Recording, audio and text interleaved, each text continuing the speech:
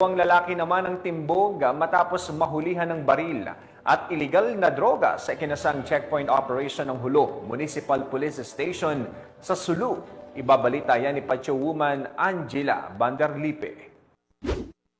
Timbog ang dalawang lalaki sa kasong paglabag sa RA 10591 o Comprehensive Firearms and Ammunition Regulations Act at RA 9165 o Comprehensive Dangerous Drugs Act of 2002 sa isinagawang Hulu MPS checkpoint operation bandang alas 6:30 ng gabi noong ika-5 ng Enero taong kasalukuyan sa Zone 3, Barangay Tulay, Hulu, Sulu.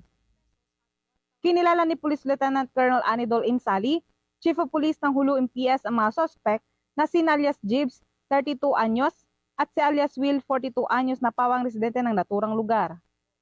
Ayon kay Police Lieutenant Colonel Sali, bandang alas 6:30 ng gabi habang nagsasagawa ng checkpoint operation, ang mga personahe ng Hulu MPS kasama ang 1404B RMFB 14B nang harangin ang isang Kawasaki motorcycle, sakay ang dalawang lalaki matapos mapansin ng mga otoridad na wala itong plaka.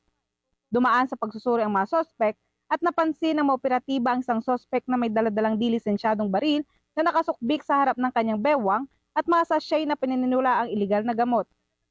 Nakuha mula sa mga sospek ang isang piraso ng heat-sealed transparent plastic sachet na naglalaman ng hinihinalang shabu na may timbang na 1 gramo at nagkakahalagang 6,800 pesos, 3 piraso ng cut-rolled aluminum foil, isang unit ng caliber 45 pistol na may serial number 974863, isang magazine assembly, 6 na bala at isang unit ng Kawasaki 125cc motorcycle.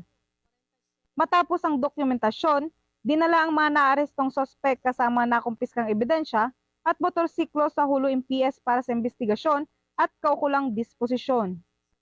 Patuloy ang Sulu PNP sa mas lalong pagpapaigting ng kampanya kontra iligal na droga at loose firearms upang masiguro ang kaligtasan ng bawat mamamayan.